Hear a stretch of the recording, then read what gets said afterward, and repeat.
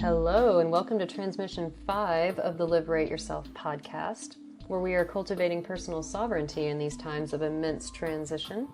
In this transmission, I'm letting you in on the process I take with my clients to help them discover their soul's purpose in this life. I consider my own purpose, or one of them anyway, is to help creative and spiritual entrepreneurs to unearth their inherent talents and move toward offering these to the world. I go through part of my 3-part process for doing this, including looking at your natal astrology chart and doing a custom tarot reading to gain some clarity with how to move forward on your path. I also included a PDF download of this process in the show notes, so be sure to get your copy so you can follow along and have it for reference later. The Liberate Yourself podcast is supported by generous patrons through Patreon. All patrons get access to the Liberation Library, which is a digital, esoteric library of practical spiritual materials to guide you on your own path of unfolding. To find out more and become a patron, visit patreon.com/liberateyourself. Hello, everyone. I wanted to take a transmission to discuss a really important passion of mine in life, and that is helping people to discover their own purpose. And this is an art and a process that I've been developing over a few years. It started out with me being, and I still currently am, a brand and web designer for creative and spiritual entrepreneurs to discover their inherent talents and design that into a visual presentation for the world to go out there and present their work. One of my favorite services that I've offered is called Discover Your Purpose, and it's been called a few different things, but essentially it's a process that takes people through uncovering their inherent talents, their inherent gifts that they may have forgotten about, or maybe don't completely realize that they could be operating from. So what I wanted to do in this transmission is take you through a few different processes that I use in order to uncover this. I feel really strongly that a lot of us have, been conditioned by society to not recognize these gifts and to not live and embody them fully.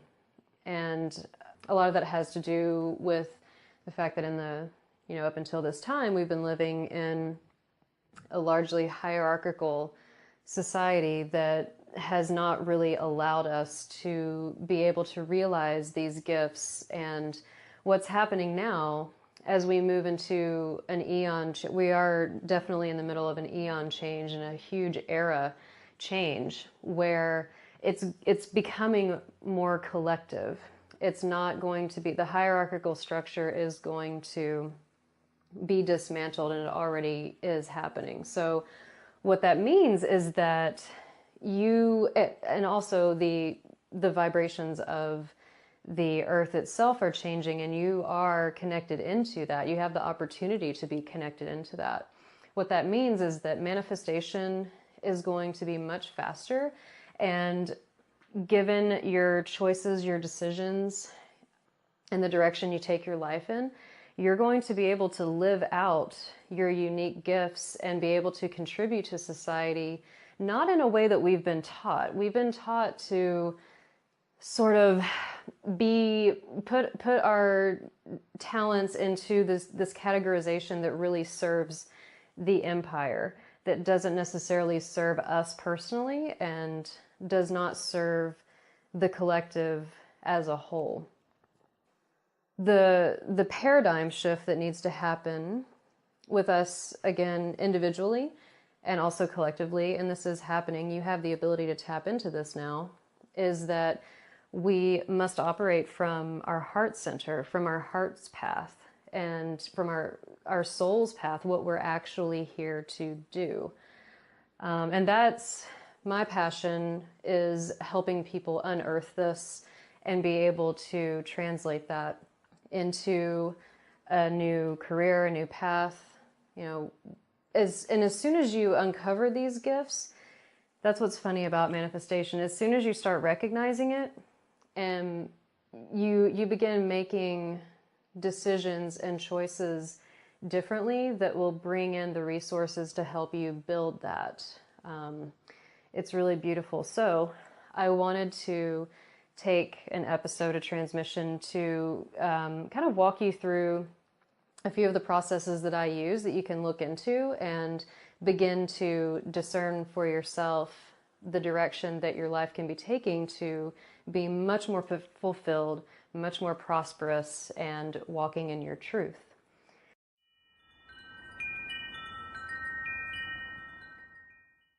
So let's dive right in. Part one is I'm titling Your Inherent Gifts That You May Have Forgotten About. So think back to when, I'm going to take you through about 3 questions here. The first one, first prompt being, think back to when you were, roughly between 6 to 10, 11, 12 years old. And think about how you viewed the world then and what your interests are. And this is something that I personally have worked on a lot, and I find that the best way to do this is not just by linearly thinking back to that timeline, but to go into a deep meditation and put yourself back in time, back in that place, so to speak. So remember your childhood home, remember how tall you were, remember how everything felt. Really give yourself that kind of visceral sensory experience of actually being back there. And what were you doing when left to your own devices? Were you, out in nature all the time? Were you taking things apart to figure out how they were put together? Were you drawing, painting, dancing? Were you helping animals? All of these things. Just think about what your days were spent doing when no one was like conditioning you in school or other institutions. And that is a huge key to the genesis of what your inherent gifts are. And I'm going to give some personal examples as I go through this process, just to kind of illustrate what you can find. Mine personally, when I was young, I was constantly seeking out the intangible realms beyond the material realm, because I knew there was more. I was reading incessantly. I couldn't go to the library enough, and I couldn't have enough books around me. My nose was always in a book, and those books were more often than not, I would say about 90%, about something, about paranormal things, because I lived in small town Texas, so we didn't have access to the occult or metaphysical subjects necessarily. So I was studying ghosts and paranormal activity and some divination, whatever I could find that sort of took my sensory experience out of the material world, because that didn't feel like, I knew at the time that was not everything.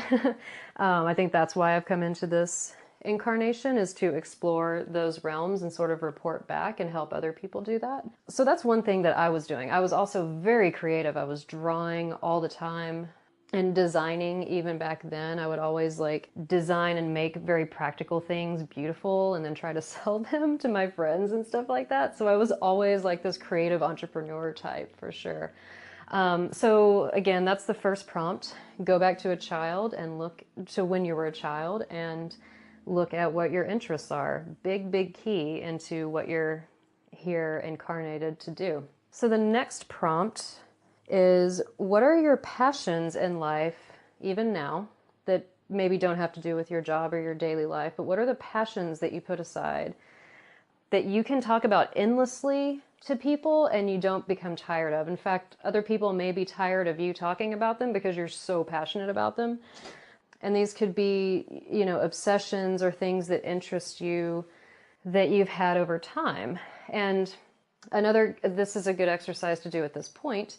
And again, this is all in the PDF, so I apologize if I'm losing you in the verbal transmission of this, but make a small list of the interests that you've had over time, and these can be hobbies, they can be certain jobs that you've had that have included this, but make a small list of all of your interests that you've had, and then go back and look at the common thread that's running through all of them.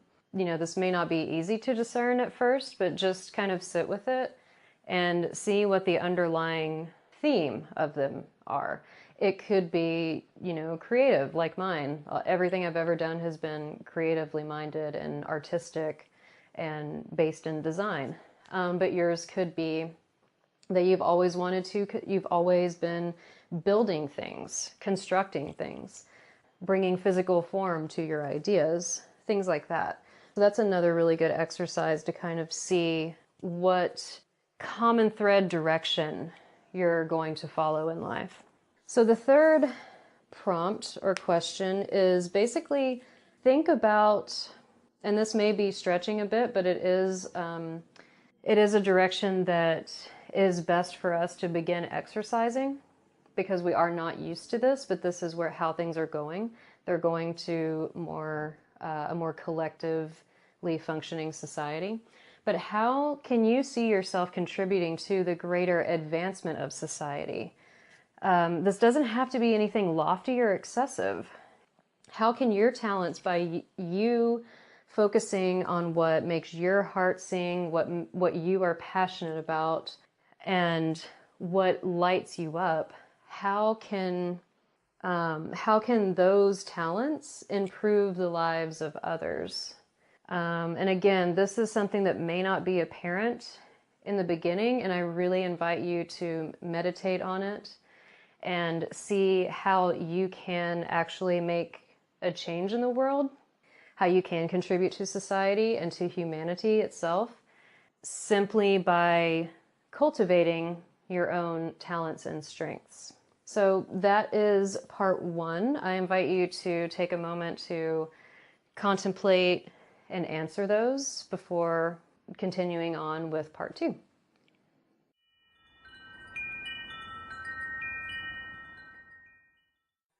Okay, so part two is looking at your North Node and Midheaven in your natal astrology chart. Now, if you don't have your astrology chart already, I'm going to include instructions for looking this up through astro.com in the PDF, or you can also go to astro.com, and I believe it's under horoscopes, and there's a way that you can look up your natal astrology chart. Now, your North Node is the letter T, the symbol that's a letter T with a squiggly line around it. That's your true node or your North Node. Now, the nodes themselves are really important in a practice that's called evolutionary astrology that's been around since the 70s.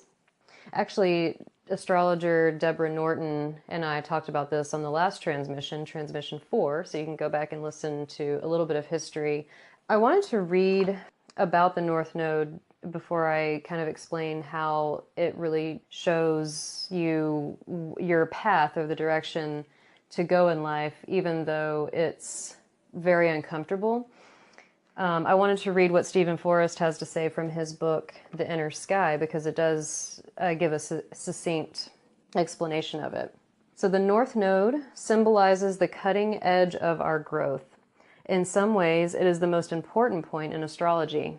Almost 180 degrees from the South Node, it represents the point that puts the most unrelenting tension on the past. As we allow ourselves to experience it, we open up to an utterly alien and exotic reality. Now, I know that sounds really, crazy, but let me explain what he's talking about. So the moon's nodes are an axis in your chart. So you have a south node and a north node that are exactly opposite each other. The south node, it's stated that this is essentially your karma. It could be your past lives. It's basically what you come into this life having. It's the habits and the repetitive patterns that you come into this life with that you have no matter what. They're like second nature to you.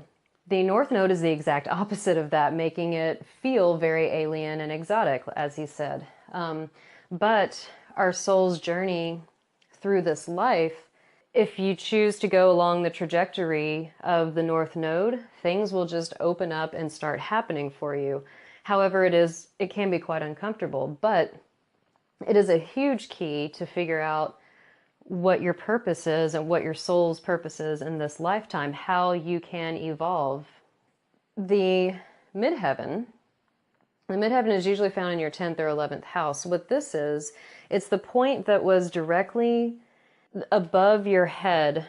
I've heard it described. I'm trying to get the best wording for it, but it's basically the direct access point above your head when you were born.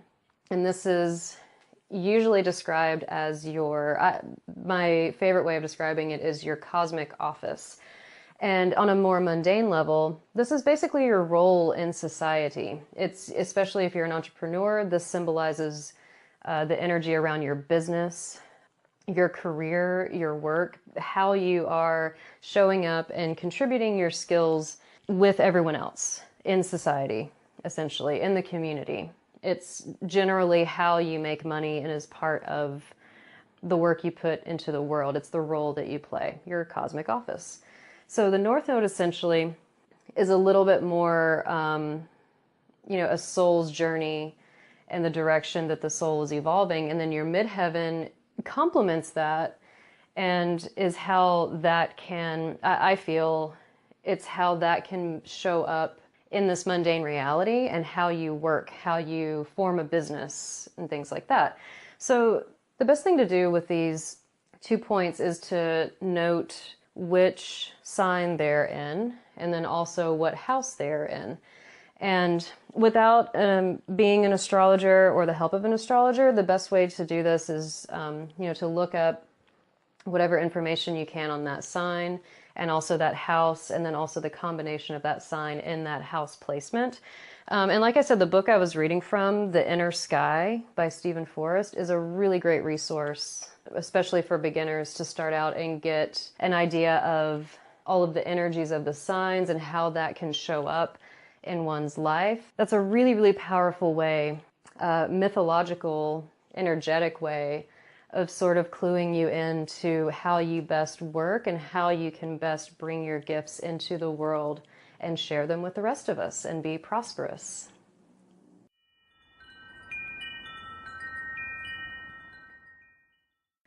Okay, so the third part of this discovering your purpose process that I take with my clients after we've done the really deep dive with the extensive questionnaire and the astrological chart itself and what it's kind of telling us, the best thing to do next is to do a tarot reading on what steps to be taken next. The other two parts of the process are sort of all-encompassing for this lifetime, and the tarot is more like a map or a compass to know how to navigate from, it's an of the moment sort of tool. So what do I need to know? What are the energies that are happening at this point in time? And how do I move forward? Again, in the PDF, I'm going to put together the visual of this layout, which makes it a lot easier, but it is just a 4-card layout. And if you don't have tarot cards, it's definitely time to get a deck. They are such a useful tool. I definitely use them on a daily basis, and I do online tarot readings quite often.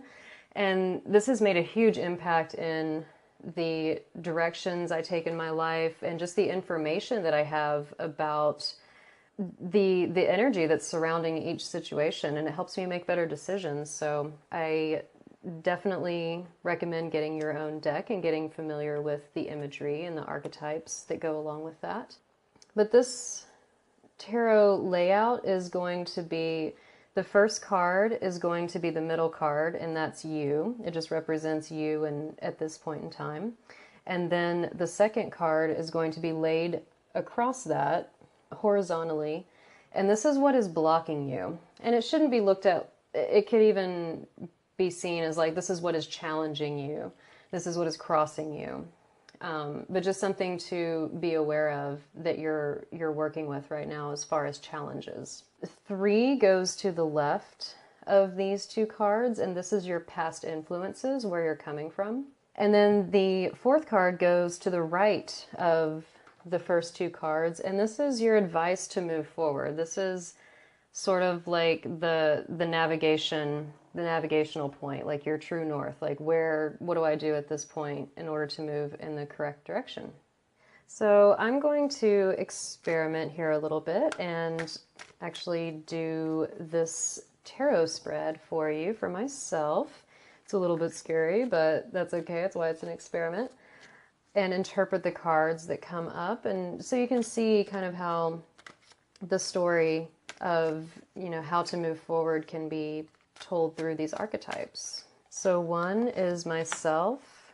I get the Seven of Cups. Jeez. What is blocking me is the Four of Wands, my past influences, the Six of Swords, and my advice to move forward is the King of Swords. Interesting. So what's happening with me right now is there are lots of illusions or temptations spread before me. And I can definitely relate to this. It's kind of hard right now. There's so much information. This is like Gemini sun time right now. And Gemini season is basically a time when we're given so many options. It's like all of the options are on the table. It's so difficult to know which direction to go in. So I'm interpreting it that way because I've had so many ideas for creative projects and I've been trying to figure out where to put my energy. What's challenging me is I'm wanting to build a foundation. Four of Wands is definitely about, it's sort of a, not necessarily like happily ever after, but it's like familial bliss and stability and sanctuary, just having a stable home and that is abundant, you can come back to. And that's what I'm definitely trying to do, or that's what I'm doing right now in my life. And Six of Swords in the past makes a lot of sense. So even in the imagery, you can see, and I'm using the traditional Rider-Waite deck, it's a family that is moving away from darkness and on a boat to dry land or to a new shore. And that's definitely where I'm coming from. I'm a constant transmuter and person of transformation. And so I'm definitely coming from a darker place that was so just not serving me well for the last few months. And, starting this new creative project, putting this podcast out there, and among other things, I've been moving away from this past that was really, I don't know, I feel just not working for me. It just wasn't serving me. And the advice for moving forward, the King of Swords is actually the absolute embodiment of mental clarity. What I'm taking this to be is I need to be very clear about my choices. I need to make the choices, going back to the Four of Wands, I need to make the choices that will serve this foundation building and this sense of stability that I am challenging myself with. The King of Swords is also very like astute and being very objective over my decisions instead of, with the Seven of Cups, that's a lot of like options that are being presented to me and that I'm having an emotional reaction to. King of Swords is telling me to go forward with clarity of thought, clarity of purpose, and purity of purpose. So I hope that wasn't too weird to do a reading on the podcast, but I really wanted to illustrate kind of where or how this can really benefit you by seeing the energies that have been basically under the hood or under the surface, operating under the surface. And the tarot is a great way to sort of, they act as a mirror that reflects back your subconscious to you in a really, really powerful way. So if you don't have a tarot deck, there are a myriad amount of different types.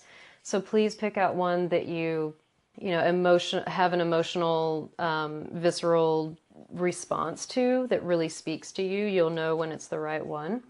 And you can start by doing this spread.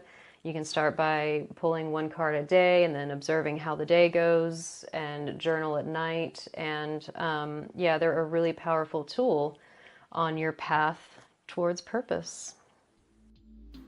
I hope you've enjoyed this transmission of discovering your soul's purpose in this life. This is a sampling of the full process I take with my clients through my Discover Your Purpose and Alchemical Synergy sessions. If you're wanting to go deeper and dive into the keys to your purpose with me as your guide, go to tristadedmond.com, click on Guidance, and use the code LIBERATEME when booking any reading for 20% off. Until next time, take care out there.